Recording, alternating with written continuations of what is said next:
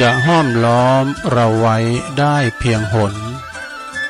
พอชีพดับทับถมดินสิ้นฝูงชนเหลือเพียงตนไปเปลี่ยวแต่เดียวดายขอความนอบน้อมแด่พระรัตนตรัยอันมีพระพุทธพระธรรมพระสงฆ์เป็นสรณะที่พึ่งกราบแนบไต่ไหวสาถวายความเคารพมายังครูบาอาจารย์พระมหาเถรานุเถระตันเจ้าคณะพระสังฆาธิการพระภิกษุสามเณรเจ้าจุโตนจุองค์กูวัดวาอารามพร้อมตึงสำนักที่พักสงฆ์ตัวเนอะเจริญปอน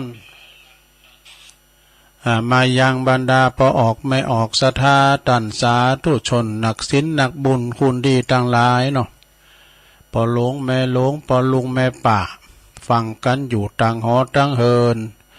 ก็คำแรงมาก็มาฟังรายการสาระธรรมยามคำวันนี้เป็นวันเสาร์ก็อาตมาภาพตุลุงหนันชัยวัดนาคเสโนแห่งวัดพระธาตุดอยน้อยได้รับผิดชอบเนาะดำเนินรายการทุกวันเสาร์นะมาปบปะกับปอออกไม่ออกศรัทธาบางตันบางคนนั้นก็กำลังกินข้าวกินปลากินข้าวกินน้ำกันบางพองก็กำลังทำหุงหาอาหารเนาะทำสำหรับกับข้าวอาหารนี่เป็นยาติบข้าวตกถึงต้องเป็นยาติบเนาะกองทัพเดินด้วยท้องกินข้าวไร้ๆนะลงเด้อบางพองก็เลิกการเลิกงานบางพองก็ยังมาถึงเตอนะ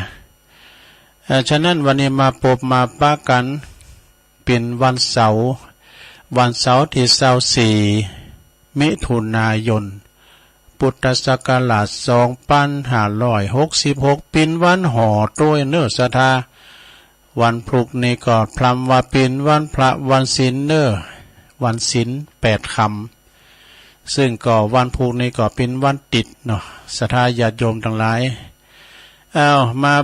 มาพบกันวันนี้ก็เอ่ยแปดดังสถานีวิทยุเนอที่เปิ้นมีบุญต่อโสตประสาทหูเฮาฟังกันถึงจองถึงบ้าน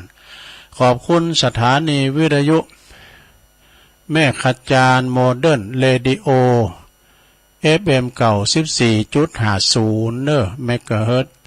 ของปน้อยสุวรรณคุณแม่อานงพรหมมินทร์คืนนี้เปิ้นดังกว่างไปไกลก็ฟังกันตั้งเวียงป่าเป่าตั้งเจียงไฮ้เนาะขอบคุณสถานีวิทยุวัดหวยตองซักตำบลโขงเปาจอมตอง FM 98.75 เมกะเฮิรตซ์เนอสายไต่โซนไต่ก็ฟังกันไปฟังกันสายไต่โซนไต่นี่เนาะขอบคุณสถานีวิทยุวิทยาลัยสงฆ์นครลำปางวัดบุญญาวาสวิหารมจล FM 106.50 เมกะเฮิรตซ์ตัวเนอแล้วก็องค์คลงในเมืองก็ขอบคุณสถานีวิทยุวัดฝายหินตัว FM 104.50 เมกะเฮิรตซ์อันนี้ก็อยู่ตั้งฝายหินองค์คลงในเมืองก็ฟังกันไปมาพบมาปะกันศรัทธาญาติโยมทุกวันเสาร์วันเสาร์ตุลุงเกาะวางพอดีก็มาเนาะรับผิดชอบก็ได้น้อมนำเอาพระธรรมมาเทศนาพองวันนี้จะได้เอาธรรมมาเทศเนาะเป็นธรรมอย่างตุเป็นธรรมบรรยายธรรมบรรยายก็พรรณนาถึงการเกิดแก่เจ็บตายความประมาทของชีวิตเนาะคุณเฮาเวลาว่าเฮาประมาทตั้งชีวิตเนี่ยเป็นตัวว่าเฮาขับรถขับลากาเนี่ยมีสติประมาทขับเฮวไปอีกเนาะก็ถือว่าประมาทแล้วเป็นจะใดก็เด็ดลุงเจ้าว่าทำอันนี้เป็นแบบบรรยายสมมติว่าเปิ้นไปเตะงานบ้านศพอีเนาะอันนี้นะจื้อทำเปิ้นไปงานศพเขากึดพอตัวเฮาพองแต่ก็เนาะเป็นเตะบรรยายแบบปฏิภาณโวหารสำเนียงเมืองว่าปื้นเมืองสำเนียงปื้นเมืองแต่ตัวลุงมาเตะยองเอานะ ใจเตดในงานชาปนกิจอุทิศบุญกุศลให้กับผู้ที่วายชนไปนะจะปิ้นจะใดก็ลองฟังก่อนเนอะก่อนอื่นนะก็จะตั้งนะโมก่อนนะ3จบเนาะนะโมตัสสะภะคะวะโตอะระหะโตสัมมาสัมพุทธัสสะนะโมตัสสะภะคะวะโตอะระหะโตสัมมาสัมพุทธัสสะนะโมตัสสะภะคะวะโตอะระหะโตสัมมาสัมพุทธัสสะปุญญาเนปะละโลกัสสมิงปฏิฐาโหติปาดินังติอันนี้เป็นคาถาเปิ้นน่ะหลวงเด้อก็จะเข้าในธรรมเปิ้นก็บอกว่าณโอกาสบัดนี้อาตมาภาพก็จักได้น้อมนำเอาพระธรรมเทศนานะมาแสดงพระธรรมเทศนาพรรณนาสัจธรรมคำสั่งคำสอนขององค์พระชินวรสัมมาสัมพุทธเจ้าพอออกไม่ออกศรัทธาสาธุชนได้สดับรับฟังแล้วก็จะได้เพิ่มพูนสติปัญญาพอสมควรแก่กาลเวลานะนอกจากนี่พอออกไม่ออกพ่อแม่พี่น้องเนาะญาติพี่น้องของผู้วายชนวงสาขนายาตมีลูกเต่าเหล่าล้านเลนตึงยิงตึงใจก็มาประชุมพร้อมกันเป็นป่าบ้าว่าจะเป็นลูกเต่าเหล่าล้านเลนสามีกาภรรยาตลอดถึงบรรดาท่านผู้มีจิตใจเมตตาอบอ้อมอารีนะที่อยู่ไกลแล้วก็อยู่ไกลได้เสียสละเวลามาลมทำบุญหรือว่าทำชาปนกิจนะอุทิศบุญกุศลไปถึงจิตดวงวิญญาณของผู้ที่วายชนไปแล้วจากเมืองคนเมืองมนุษย์ไปสู่ไปเกิดในปาราโลกไปหน้าเบื้องหน้าเนาะวันนี้เปิ้นว่าไม้มีเจ้าภาพอันนี้เพิ่นเขียนว่าเจ้าภาพจุดๆๆๆนี่ก็นะก็ไม้มีหมู่เฮาเจ้าขาตั้งหลายเนี่ยเนาะปิ้นเจ้าภาพรวมกันเปิ้นว่าปิ้นขอบโคปิ้นโหหน้าขอบโคถึงโลงถึงหลายมาป้าลบถึงคนที่เปิ้นได้ปัดภาคจากไปตามคติวิสัยของมนุษย์นะที่เกิดมาแล้วตกอยู่ในกฎแห่งสัจธรรมดานะคือมีเจ็บมีชรา มีเจ็บมีชราแล้วก็ไปตามสังขารเนาะเมื่อมีเกิดปิ้นเบื้องต้นแปลสภาพไปในท่ามกลางดับแตกสลายตายไปในที่สุดนี่อันนี้แหละคือสัจธรรมเกิดขึ้นต่างอยู่ดับไปบ่มีมนุษย์แล้วก็สัตว์อันใดนะสัตว์อื่นใดที่อุบัติเกิดขึ้นมาแล้วจะลวงป่นมักจุลาดอันว่าความตายไปได้คนทุกคนบ่ว่าจะเป็นคนยากไร้อนาถาคนพาลปาลาหยาบจ้าหรือว่าผู้ที่มีอำนาจล้นฟ้าเนื้อปัตตวีเป็นมหาเศรษฐีมีเงินแสนเงินล้านลือสะต้านตึงเมือง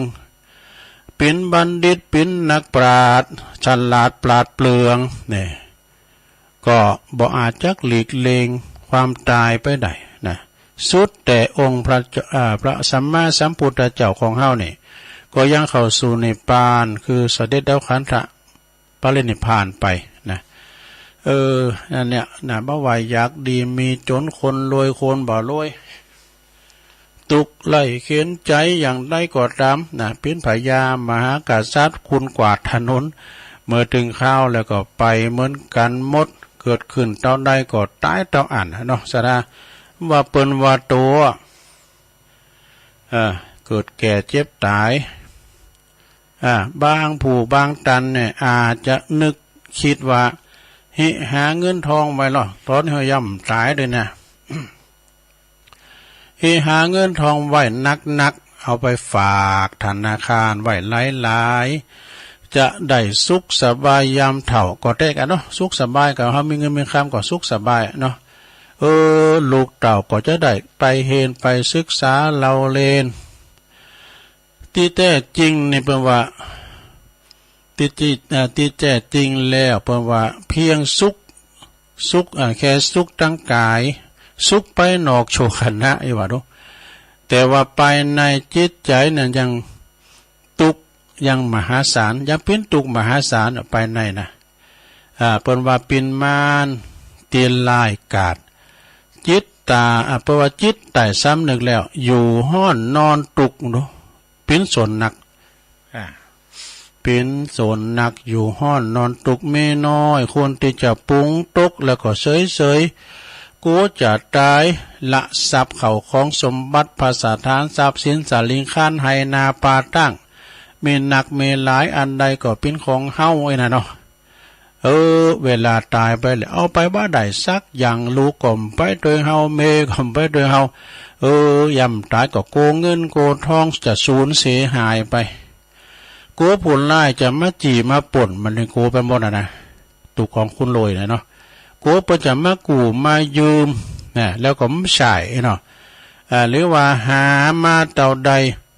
เปิดว่าหรือว่าหามาด้วยมิจฉาอาชีวะอันนี้หาตั้งที่ ตีพิษสินพิษกฎหมายเนาะเรียกว่า มิจฉาอาชีวะพิษกฎหมายไล่สินทำจ่ายเงินคำนะประวัติจ่ายเงินคำตังที่บัชอบเปิดว่ากรรมมักจะมาตอบสนองย้อนถึงตัวเองจะมาตอบสนองย้อนถึงตัวเฮา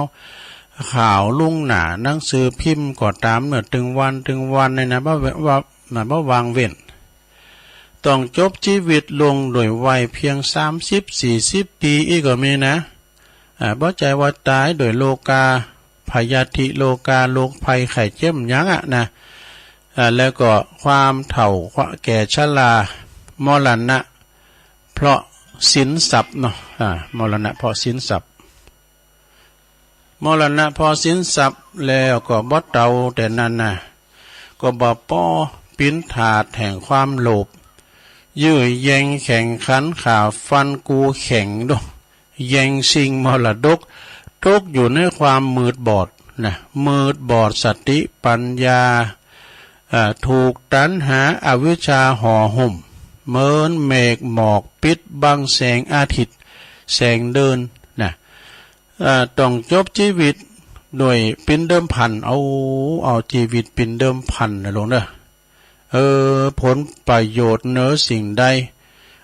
ดังพระจอมใต้กล่าวไว้เป็นภาษาบาลีว่านาทีขะมายุงละพระเตท่านเนนะเนี่ยเป็นแปลความเปลี่ยนไทยว่าบุคคลบ่ได้อายุยืนเพราะทรัพย์นะแล้วแถมบทหนึ่งเป็นว่าหนันติโภคาทุมเมทังความว่าโภคทรัพย์ยอมขาคนหาปัญญาบ่ได้ดังนี้นี่พอออกไม่ออกศรัทธาตันสาธุชนนักศีลนักบุญตันผู้ฟังโปรดคิดพิจารณาใครครวญดูใครควรดูจะจริงหรือเท็จนะเปิ้นว่าคุณเฮาได้เกิดมาทุกคนนี่ได้มาพบมาพระพุทธศาสนามีวัดวาอารามมีขวงแก้วตังสามีครูบาอาจารย์พระสงฆ์องค์สามเณรเจ้ามีคำสอนมีเหตุมีผลเช่นสอนว่าหวานพืชเช่นไรย่อมได้ผลเช่นนั้นทำดีได้ดีทำชั่วได้ชั่วเนี่ยเป็นสอนไว้นะตุกแก่ตันตุกนันถึงตัวเองสอนบ่เหิดทำบาปทั้งปวงเนี่ยทำบุญกุศลความดีเหิดถึงพร้อมสอนเหิดทำจิตใจ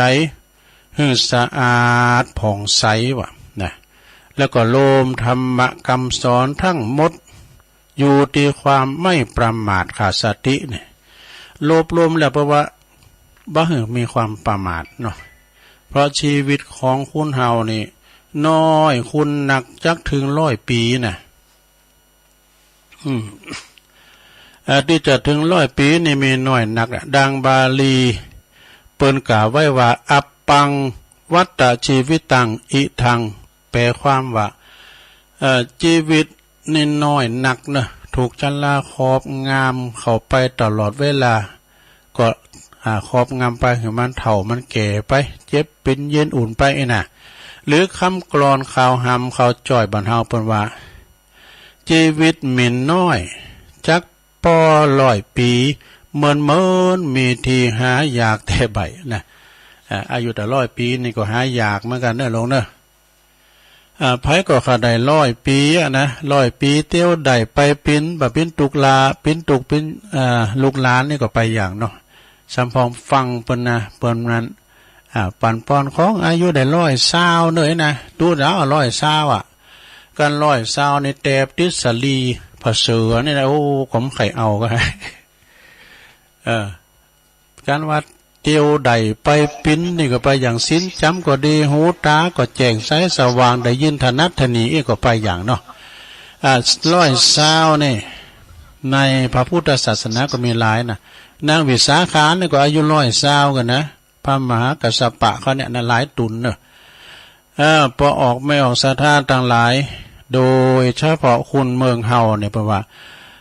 เมื่อมีงานศพก็จะได้ไปฟังเทศน์ฟังธรรมนะอานิสง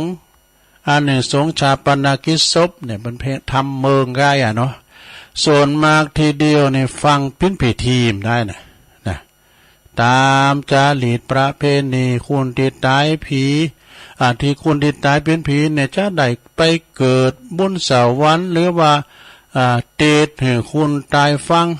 ก็มักจะเข้าใจกันแบบนี้เสียส่วนมากเนาะว่าเพิ่นเทศให้พี่ตายฟังบ่เนี่ยก็คนที่เพิ่นตายบ่แล้วบ่หือบ่แล้วนี่เนาะเพิ่นไปฟังได้เนาะก็ฟังหมู่เฮาเขานี่กะฟังเอาเพิ่นบ่ประมาทเด้เนาะแล้วก็ในหมู่เฮาเจ้าปุตเนี่ยหมู่เฮาในเจ้าชนบทเพราะว่าแต่ที่จริงแล้วเนี่ยคุณเฮาตียังมีลมหายใจอยู่เท่านั้นเนี่ยเปิ้นว่ารับรู้ได้เปิ้นสั่งเปิ้นสอนฟังน้ำฟังธรรมไว้นะคุณที่ตายไปหัวควรได้คิดย้อนน้อมมาหาใส่ตัวเองมากกว่าว่าเฮามาทำบุญงานศพเนี่ยได้อานิสงส์หรือว่าสาระหยังพองนะนอกจากฟังตัวเจ้าเปิ้นสวดเปิ้นเทศน์แล้วก็ปิกบานคำว่าอานิสงส์เนี่ยนะสระอานิสงส์นี่ก็ได้แก่ผลแห่งการกระทำความดีนะแล้วก็เกิดประโยชน์กรรมดีตีทำถอยกรรมตีเปิ้นว่ากรรมประโยชน์กรรมดีตีทำถอยกรรมตีอูถูกต้องถูกกาลเทศะอานิสงส์ตามด้วยมาเนี่ยคือความอิ่มเอิบเบิกบานใจสุขกายสบายใจนี่ปินตีเจอถือของผู้อื่นนอกจากนั้นแล้วก็มาโลมเสียดายนะเสียดายอย่างโลมเสียดายแล้วก็เสียใจผู้ที่จากไปตุยนี่ได้มาโลมอุทิศบุญกุศลผลบุญไปหาผู้ตายโดยบางแห่งนี่เปิ้นจะเอาศพไว้วัดนะก็ถือโอกาสเข้าวัดไปตัวเป็นให้โตปกติก็บ่ได้เข้าวัดอยู่แล้วเนาะแจ้งมาปืดผ้าห่มแตกตื่นมื้อตากับพยาการนะพยาการถึงวันค่ำมาก็เข้าบ้านนี่นะเวลาว่าเปิ้นเอาศพไว้วัดถือโอกาสเข้าไปฟังน้ำฟังธรรมไปไหว้พระเจ้าโลงในวิหารเนี่ยเนาะ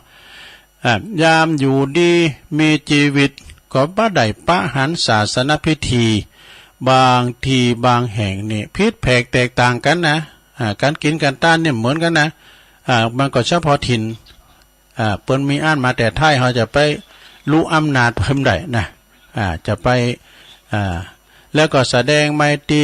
อารีทำบุญโฮมวงศาคณาญาติด้วยนะ แล้วก็ผู้จากไปด้วยได้ทำบุญหยาดน้ำไปหาผู้ตายด้วยน้อมได้น้อมใจน้อมกายฟังธรรมฟังเทศน์ที่ตุเจ้าเปิ้นนำมาเทศน์ที่แจ้งเหตุความดีบ่แน่นอนของชีวิตเนอะนะได้ขอคิดสอนใจเตรียมกายเตรียมใจรีบทำบุญกุศลสุนทานก่อนที่เราจะได้ลงหลับดับขันไปนะหาตีปึงว่าป่าไทยยังเนอสะท่าเนาะหาเข้าหอสะเบงกังไว้ตั้งหนานะเสาะหาแคไฟไต่ส่องน้ำตาหุนตั้งไปตั้งหนาในการทำบุญนะเนาะมีขอคิดอยู่ว่าการไปรวมงานศพเนี่ยนะลุงเอ้ยเพราะว่าจะศพอยู่ในวัดหรือว่าอยู่ในบ้านบางบางทีก็ได้อานิสงส์หนักนะได้อานิสงส์กว่างานมงคลทั่วไปก็เป็นได้นะเขาฟังธรรมที่เปิ้นเทศงานศพนะมันหันอ่ะเพราะว่าได้มาพิสูจน์ความจริงของชีวิตว่ามันก็แค่เนี้ยสิ้นสุดการกอบโกยแสวงหา การอ้างว่าบ่มีเวลา บ่มีเวลา ไปฟังเทศฟังธรรมแล้วก็เพราะว่ามัวเมาแสวงหาเงินทองเสาะหาเบหาคำเข้าของเงินคำต้องห่างวัดไกลบุญนะแม่แต่พระพุทธรูปอยู่หิ่งปูจ้าในเฮือนบ้านเฮาที่ตุงหูยังมีเวลาไปกราบไปไหวยังประมาทยังขาดสติบ่ได้กราบบ่ได้ไหวเข้าปูจ้าก็ย้ำได้ใส่นะซ้ำเตอนะแต่ก่อนเนี่ยเปิ้นปรุงให้เข่าแล้วเปิ้นเอาเข่าไปใส่หิ่งปูจ้าหิ่งพระดอกพุทธปูจ้าธรรมปูจ้าสังฆปูจ้าใส่เข่าปูจ้าเป็นความจริงมีหนักนะการมีเงินมีคำมากมายอาจสบายกายแต่อาจบ่สบายต่างใจงานศพสอนใจคติว่าชีวิตดับแล้วยังไปตัวผ่องนะอันชีวิตคนเราก็เท่านี้พอเป็นผีก็กายเก่าก็เน่าเหม็นนอนยาวเหยียดไม่อาทรหนาวร้อนเย็นถูกจับเข็นใส่ไฟไหม้ลุกรวมลันเนี่ยเมื่อยำมามือเปล่ามาเท่าไรเมื่อยำไปมือเปล่าไปเท่านั้นมีอะไรเพียงนิดตามติดพลันทุกสิ่งอันเลิกเกี่ยวไปเดียวดายเนี่ยเหลือแต่เท่ากองกระดูกให้ลูกหลานชื่อแท้จานจำจดกำหนดหมายเพียงดีชั่วเท่านั้นนับพันกายแม้นชีพวายติดตามเห็นดังเช่นเงาอันนี้มันได้มันได้หรอมันมันเอามาว่าบ่อยเนาะแถมบทหนึ่งปวนก็ว่าเขาของเงินคำสัมปติแปลงหอย่อเฮิน แปลงหอแปลงเฮินเนี่ยปุถุบางทีก็เพียงถึง200,000 300,000 500,000ก็มีนะแปลงเฮินอันใดก็เป็นของกู้อันใดก็เป็นของกู้ลองกันลองเฮารับตาล่าลงไปกะหืมเป็นตายไปแล้วไอ้น่ะเฮินที่เฮาแปลง2-300,000 500,000เขายืมเฮานอนหามไปลุงนอนกะลางบุในที่สุดก็ไปสูงกันตึกป่าเฮวป่าจ้านะเนี่ยแปลว่าเอาแนวไปทำได้อันทรัพย์สินถิ่นฐานทั้งบ้านช่องอีกเงินทองไล่นามหาศาลเป็นสมบัติติดตัวได้ชั่วการจำต้องผ่านจากกันเมื่อวันตายส่วนความดีมีใจสัตว์สมบัติแท้ถึงตัวแก่กายดับไม่ลับหายได้สถิตติดแน่นแทนร่างกายจนทั้งหลายเขาสรรเสริญเจริญพรเนี่ยก็เขาของเงินคำสัมปตินะก็เอาไปมันไหนอย่างนั้นคำก่อนได้รุงวากรรมก่อนนะเนาะอันสมบัติพระสถานบริวารพร้อมจะห้อมล้อมเราไว้ได้เพียงหนพอชีพดับทับถมดินสิ้นฟุ้งชนเหลือเพียงตนไปเปลี่ยวแต่เดียวได้ไปคุณเดียวนะเฮามาคุณเดียวเฮาก็ไปคุณเดียวลูกเมก็ไปโดยเฮานะแปลงหุ่นตั้งไปทางหน้านะลงเนอะจาติจาลาผายาธิมอลานะมีเหมือนกันโมดอยู่บุญดอยหน่อยเนี่ยได้ยินเบื้อกว่าทางไต่เบื้อกว่าทางเนื้อนะบอกไฟอยู่น้ำบุญมาได้เปลี่ยนมันได้ยินว่าต้มตั้มก็หมายความว่าชีวิตดวงน้อยดับบูไปแถมสถานีนั่นแหละนะเนาะดับบูแวมคุณแหละเนี่ยศรัทธาต่างหลายเนาะการปีนการตายทำยังมันจบแล้วนะว่าไปรอนอได้เดือดตัว คนที่ตายทำดียังไว้พองนี่คนที่ตายไปแล้วนะทำดียังไว้พองกับตนกับตัวแล้วก็ส่วนรวมแล้วก็ย้อนถามเนาะแล้วก็ตึงวันเนี่ยเนาะเนี่ยแล้วเฮาเราทำอย่างพองเนาะกำลังทำอย่างอยู่นะทำดีหรือทำชั่วทำผิดหรือทำถูกเวลาจากโลกนี้ไปแล้วก็วิญญาณก็จะได้ภูมิอกภูมิใจไปสู่สุคติโลกสวรรค์นี่ ฉะนั้นต้องเตรียมตัวเตรียมเสบียงกังศีลบุญกุศลมันไหวพระสวดมนต์เนาะจะบ่ได้กังวลเสียอกเสียใจไปหลังอย่าว่าเพราะว่าอย่าไว้หวังปึงคนอื่นปังลูกปึงล้านซะได้หรอวันนั้นลุงเอามาเขาไม่เดินเพนก็วันนั้นเนาะเวลาเขาตายไปปุ๊บเนี่ยเขาจะหายหอนวันตุกเมื่อเกินชั่วโมงวะ ตอนนั้นเขาจะดักแล้วเขาจะมาวางแผนละวางแผนเผานะ วางแผนเผาแล้ววางแผนว่าเขาจะได้แจกบัตรเจอน่ะจะได้บอกปีบอกนอกได้ทั้งได้เพราะเมืองเป้าเมืองฟ้างไงนะจะได้คิดการส่งสการต้านขาบนะใหม่เซซบกันไปแล้วเขาก็จะให้กล้ามหนึ่งเวลาว่าไฟติดพระศาสตร์เลยนะจะให้ทำกล้ามหนึ่งเอาเขาก็เจ้ามันก็ไปตานก็เขาถึงวัน3 วัน 7 วันต่อจากนั้นก็หายไปห่างไปหายไปเวลาว่าเข่าซ้ายเตอหนึ่ง12 ปิ้งให้เตอหนึ่งนี่นะเนาะเมที่เป็นไห่ฮอนวอนตุกเอาปีนอตายนะเหมือนน่ะเปิดก่อนลินโลกโซเชียลไข่โหคะแล้วตอนนั้นต้องปึงตัวเองเนอะแต่วางใจว่าลูกกูหลานกูนี่จะมาตานโคเข่ากายนะเขาจะมาตานแม่มันจะมาตานโคเข่าก้าเราลิ้นซ้อเงิงเนอะเนาะปึงตัวเองมาก่อนทำบุญไว้เนาะ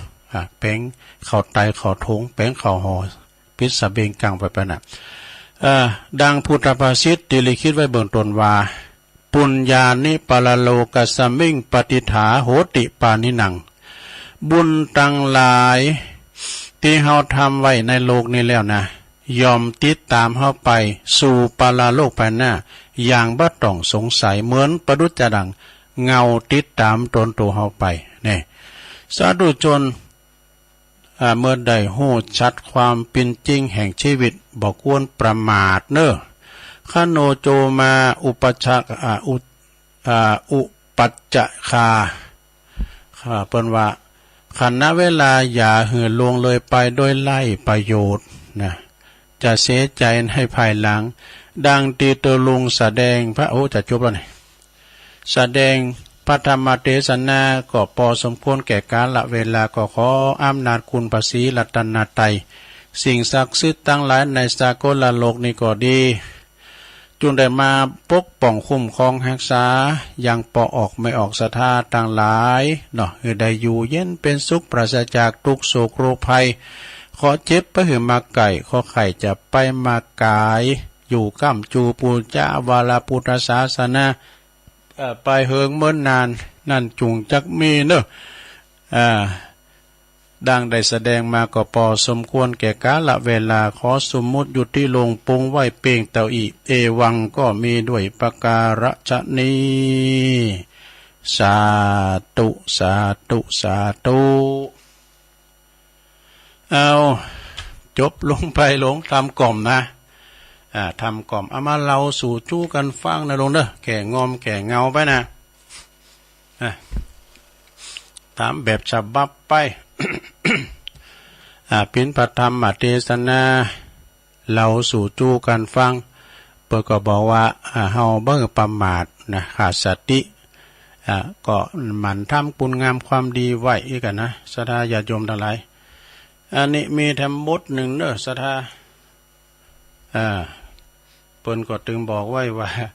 อันนี้ไม่ได้ว่ามึนละเอามีเงินมีคำก็ดีเขาของเงินคำสัมปติเปิ้นว่าพูดที่หือของปิ่นต้านมีหยังพองของปิ่นต้านมีหลายอย่างเด้อศรัทธาเขาของสมบัติพระสัทธานเอาเงินคำกำเกี่ยวก็ดีไปต้านได้หมดเขาซุกน้ำอุ่นแม่แต่ว่าของล่างของน้ำก้านะปิ้นนั้น น้ำยาล้างห้องน้ำก้านะก็ได้บุญหมดซะนะได้เอาหยังหือเป็นต้านข้าวน้ำโปจนาหารเนาะเพราะว่าผู้ได้หือเข่าได้ชื่อว่าหือกำลังแต่กะคุณหอมได้กินข้าวนี่มีกำลังนะหลวงเด้อกำลังวังชาก็มีนะตุลุงเดาว่าเข่าตกต้องปิญญาติบจะไปเบื่อเข่านะหลวงเด้อกินเข่านักเข่าเนี่ยมันจะไปอยู่ในตองเฮาแล้วมันก็สูบฉีดปิ้นเลิดปิ้นอย่างต่างๆทำให้ร่างกายเฮาแข็งแรงก็ล่อมกินเข่ากะซะนะเพิ่นว่าความโรคหิวความหิวเป็นโรคอย่างยิ่งกำมันหิวมันน่ะผู้ให้ข้าวได้ชื่อว่าคือกำลังเนอะกำลังวังชาว่าเดี๋ยวนี้เฮาหันแต่ว่าเวลาเปิ้นมีการไม่งานนะเปิ้นไปเปิดห้องตาลน่ะซะนะเริ่มก่อนนะคุณแต่คุณวาก็เนี่ยเปิดห้องตาลบ่เดี๋ยวนี้หลากหลายนะคุณแบบลักหยาบเปิ้นก็ยังมือนะเปิ้นไปเปิดห้องตาลพร้อมหยังเพราะว่าเปิ้นทำไปแล้วมันเกิดว่าการงานก็เจริญรุ่งเรืองไหมคือเขาน้ำโปจะอาหารปิ่นต้าเนี่ยนะซะนะคุณที่กำลังอดกำลังหิวอดอยากเฮาเปิ้นกินนะเฮาก็ได้บุญด้วยคุณกินก็ได้บุญด้วยการทำแป้งบ่ดลาบคุมลิ้วน่ะเม็ดไปมากินน่ะเจ้ามันได้กิน อย่างคุณติดไฟฟ้านะมาถามอันปีนั้นก่อนเปิ้นพิ้นสั่งไฟเปิ้นพิ้นสั่งไฟแล้วปุ๊ตัวลุงผมนะมีความสุขตอนนี้ต่อไฟหมดเลยนะแล้วผมไปขึ้นก็เอาปุ๊บไฟออกปุ๊บไปนะผมม่วนใจเป็นอย่างนั้นดูเป็นอย่างนั้นอย่างว่าคุณที่หุมกองมันตีกองดังเลยนะบอกโอ้มันมีความสุขนะกองมันดังไงเนาะก็แตกกันเนาะเครื่องเสียงก็เหมือนกันนะเครื่องเสียงมันดังเปิดเพลงก็มวนนะกาวก็มวนนะเจ้าของมันก็ดีเจก็มวนอกมวนใจโดยนะต่อไปพูดถึงหือผ้านะหือผ้าเสื้อผ้าอาภรณ์เครื่องนุ่มห่มปิ่นต้านหือผิวพรรณวรรณะเนอะผิวพรรณวรรณะผ่องใสมีขาวใสสะอาดปราศจากมลไฟฝาดต่างๆเพราะว่าหือผ้าหือเสื้อผ้าปิ่นต้านฉะนั้นก็ไผที่มีเสื้อผ้าเก่าก็ดีใหม่ก็ดีดิมใจนะมันถูกกับผิวเฮานะเนาะเอาหอมไว้เนาะซักให้แล้วก็เอาไปหือตุปีอรุณบ่วัดโสพนารามเปิดรับแจกปุ่นบุญดอยบ่นะเกมไว้เนาะเอาใส่ลังไว้นะเอาไผหือยานเป็นต้านน่ะหือความสุขยานนี่ก็หมายถึงว่าตั้งแต่แคบนะหลวงนะฮู้จักแคบประวัติตานแคบก็คือตานยานรองเท้านะรองเท้านี่เป็นตานยานเนาะมันมีบุญขนาดนะซะดาสรีระลางของเฮาเนี่ยถมไปด้วยฝ่าเท้าลองกะลองทำได้ซุปแคบกะลองเตียวบ่ล่ะเตียวไปลูกลางก็น่ะแยงแยะนะโกน้ำจากปักตีนแล้วก็แถมอย่างหนึ่งซะดายานเป็นต้านหือความสุขเนาะแปลว่าหือความสุขให้ประทีปเป็นทานก็มาข้ามมาหือจักษุน่ะตาใสเป่งแจ้งนะลงเด้อไผหือประทีปเต้นไฟเป็นต้านเนี่ยนะตาใสเป่งแจ้งผู้หือของชอบใจยอมได้ของชอบใจนะผู้ที่หือของป้านีดนะก็ยอมได้ของป้านีดเนอะนะผู้ที่หือของเลิศยอมได้ของเลิศนี่ผู้ที่หือของประเสริฐของประเสริฐหมายความว่าก็จะได้ของประเสริฐนี่สดาญาติโยมเนาะอันนี้เอาให้ดีก่อนเนาะก็สายกับแม่เพ็ญเนี่ยแม่เพ็ญขาวเตี้ยแม่เพ็ญตุลุงออกรายการอยู่ด้วยเพื่อนทำหูว่าเขาออกรายการกันเนาะสถาญาติโยมตอนก่อนที่ตังฟ้าหินนี่เปิ้นจัดตัดสัญญาณไปช่วงแรกเนี่ยช่วงสองนี่เปิ้นจัดสัญญาณตุลุงเขาประกาศข่าวสารงานบุญโลมกันเด้ออันนี้งานหน้าหมู่เฮาเจ้าขาดต่างหลายนะขอเชิญพุทธศาสนิกชนนักศีลหน้าบุญหมู่เฮาเจ้าขาดทั้งหลายถูกทันโลมทำบุญหล่อเต้นวัดสาเนอะประจำปี2566โลมทำบุญแผ่นเต้นธรรมจักแผ่นละ20 บาทซะละไปปูเจ้าเอาหน้างานบ่เนอะที่เพิ่มได้ไปเพิ่นอาจจะโอนไปนะแต่ที่เขาดึงแต่ไปอยู่หั่นล่ะนะเกมมันเอาไปปูเจ้าหน้างานบ่น่ะปูเจ้าซาวก็เอาไปใส่หม้อฮะโดดตะล้นโดนแล้วก็ตักนี่ตักฟรีเนอะหล่อนี่หล่อฟรีนะแต่เฮาซื้ออันแผ่นเต็นแว่นมันน่ะเสมาธรรมจักนะ แผ่นละ20 บาทหล่อเต้นพรรษาถวายวัดพระบาทอุดมนำบ่อสาวาตำบลบ้านเวงตำบลเวงฝางอำเภอฝางจังหวัดเชียงใหม่เด้อเพิ่นว่าหรือว่าทำบุญตามกำลังศรัทธาก็ได้แน่จะรอเต้นวัดสาเก่าลิมแล้วก็ถวายเต้นวัดสา15 โหวัดเนอะในวันที่15นะบุตรโตปล่อยหลวง2-3ปล่อยมันเต่าเนอะนะเพิ่นจะมากันหันหลายก็9 โหวัด15 วัดวัดได้10,000 ปลายดูหลังมาถึงกันก่อนเดี๋ยววัดได้10,000 ปลายกันนะแล้วก็วันที่15นี่เพิ่นจะหล่อเต้นการที่วัดตุงโป่งนะตำบลเมืองปานอำเภอเมืองปานจังหวัดลำปางเนอะวัดของอาจารย์มหาสมชาตินะเพิ่นกำหนดการว่าตั้งแต่เวลา8:08 น.ปิ้นตุนไปเนอะเปิดโอกาสให้ศรัทธาญาติโยมทั้งหลายหล่อเต้นตามอัธยาศัยจนถึงเวลา11 โมงลงถวายภัตตาหารเพลแด่พระสงฆ์สามเณรพระเจ้าอาหารเพลไปรวมกว่าเจินเด้อลงเด้อพระจะไปเปิดห้องตาลนะเวลา 12 นาฬิกา 12.00 เตงเนี่ยเพิ่นก็จะเจิญศรัทธาญาติโยมรับประทานอาหารแบบโบราณนะก็คือหมายความว่ารับประทานอาหารแบบโรงทานจะแบบโบราณแบบโรงทาน กินข้าวแบบโบราณไม่ใช่น่ะอันนี้มันหมายความว่าเพิ่นเขียนว่าแบบโรงทานเวลา 13 นาฬิกาเนี่ยก็ประกอบพิธีเนอะ13 นาฬิกาก็จะเริ่มละนะประกอบพิธีถวายเต้น15 ลิมแก่15 วัดนะเวลา 13.39 เวลาบ่ายโมง30กับประกอบพิธีโลมกันหล่อเต้นจำนวน9 ลิมนะ9 ลิมนี่อภิธานบุญเมืองฝางนะถึงเวลา 15 นาฬิกาเสร็จพิธีการนะจะหล่อเต้นก็ตั้งแต่เวลาบ่ายโมงกึ่งจนถึงบ่าย3เสร็จสับเรียบร้อยก็วัดไผวัดมานะบ้านพระรถไผลงก็ขึ้นรถนี้ปิกวัดนะกำหนดการนะเดินทางไปเปิดว่ากำหนดการเดินทางบุญถวายเต้นพรรษาในพื้นที่อำเภอฝางจังหวัดเชียงใหม่ณวัดพระบาทอุดมตำบลเวงอำเภอฝางจังหวัดเชียงใหม่วันที่13นะลูกนะเข้าพรรษาได้ศีลนึงนะวันที่13นี่เพิ่นจะไปตานเต้นวัดสานะศรัทธาที่ปูนวัดพระบาทอุดมนี่กว้างแล้วเนาะกำหนดการเวลา9 โมงครึ่งในถวายเต้นจุดแลก่อที่วัดห้วยงูในอำเภอฝาง11 โมงถวายเพลที่วัดพระบาทอุดม12.00 น.ญาติโยมก่อนรวมรับประทานอาหารแบบโบราณแบบโรงทานนะแล้วก็ที่วัดพระบาทอุดม 14 นาฬิกาประกอบพิธีถวายเทียนพรรษา9 เล่มที่วัดพระบาทอุดมหมายความว่าเปิ้นตานจุดเดียวนะลุงนะแล้วเปิ้นก็จะมาก็หาหมดนะที่เปิ้นหับ9 วัดท่านใดอยากจะรวมทำบุญกับกิจกรรมอันเป็นมหากุศลดังกล่าวแล้วสามารถรวมทำบุญได้ที่ธนาคารกรุงไทยสาขาประตูชัยจือบัญชีโครงการพัฒนาการศึกษาโรงเรียนขนาดเล็กอำเภอเมืองปานจังหวัดลำปางเบอร์หมายเลขบัญชีนะ536-303-4255แฮมกัมเนอะ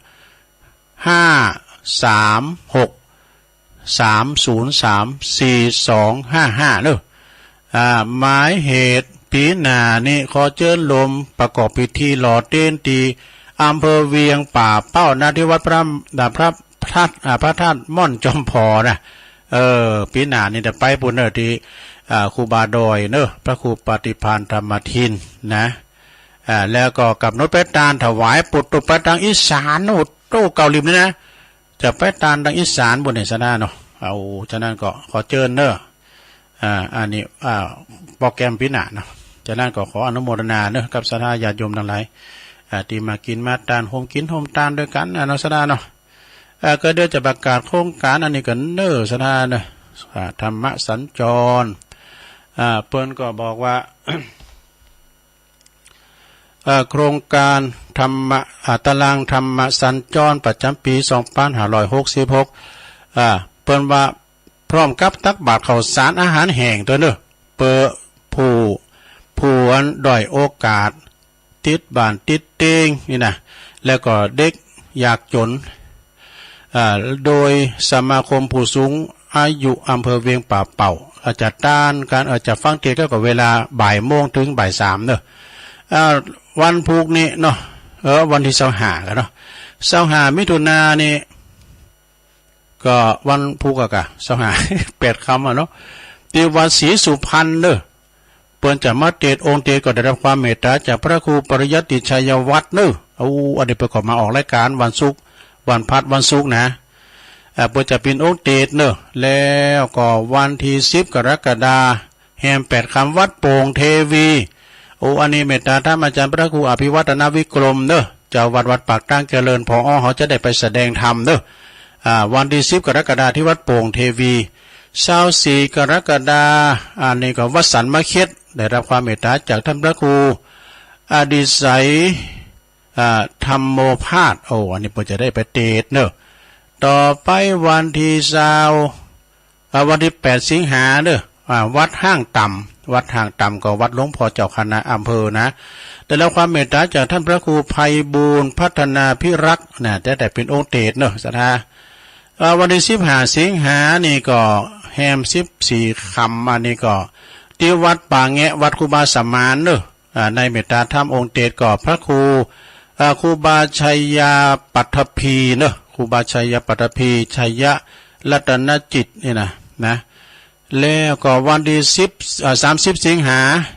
ที่วัดสันต้นเปาวัดสันต้นเปาได้รับความเมตตาจากพระครูปฏิภาณธรรมทินนี่ครูบาดอยจะได้ไปเทศน์เนอะวันที่7 กรกฎาคมนะวัดหนองบัวได้รับความเมตตาจากท่านพระมหาสมชาติพระมหาสมชาตินันทธรรมิโกเนอะองค์เทศน์นะสุดท้ายปิดโครงการในวันที่13 กรกฎาคม13 กันยากันเนาะวัดหนองยาวเนอะวัดหนองยาวก็ได้รับความเมตตาจากหลวงพ่อพระคุณนิวิศิลสังวรเจ้าคณะอำเภอเวียงป่าเป้าเปิ้นจะปิดโครงการแน่อันนี้ก็โครงการธรรมสัญจรเนอะที่ลุงประกาศไว้เลยนะให้ศรัทธาได้ฟังกันอันนี้ตัวลงพรุ่งนี้วันอาทิตย์นิมนต์แตนกำเนอะ3 โมงถึง5 โมงพรุ่งนี้ออกอยู่เนอะได้รับความอนุมัติจากท่านพระครูอภิวัฒนวิกรมว่าวันติดวันพูในตุลุงเข้ารายการตี 3ถึง5 โมงแล้วก็อาจารย์พระครูอภิวัฒน์จะเข้า5 โมงถึง6 โมงว่ะเปิ้นตุลุงแตนครูบาน้องเฮงผู้ก็จะได้เข้าทั้งวันเนาะ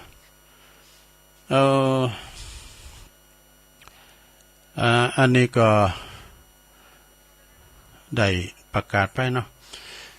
ตักทางไลน์มีไลน์เฮ้ยมีเปิดมานี่เนาะมีเปิดตักมาทางไลน์เปิดได้ฟังอะไรเนาะก็เดี๋ยวตัวลุงก็อาจจะได้ลองเช็คคืนสัก5 นาทีนะลุงเนาะเดี๋ยวถ้าลองเช็คคืนสัก5 นาทีแล้วเขาจะโทรมาเนาะเช็คผลการรับฟังโทรมาที่เบอร์089 955 6506ก่อนที่วัดฝ่ายเห็นเปิดจัดตัดสัญญาบางทีเปิดก็ตัดนะอาจารย์วิสุวัฒน์แต่บางที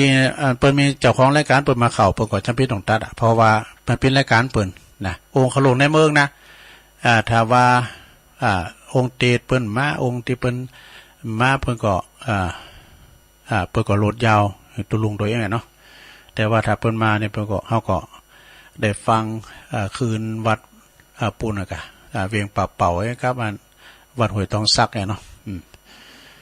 มีก็จะโทรเข้ามา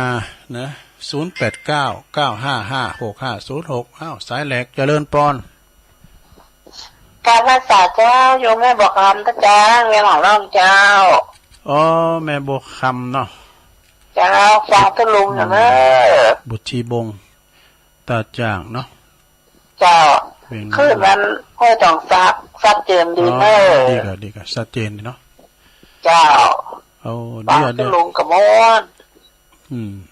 ข้าปากกับเปิดฟังอาตะถึงวัน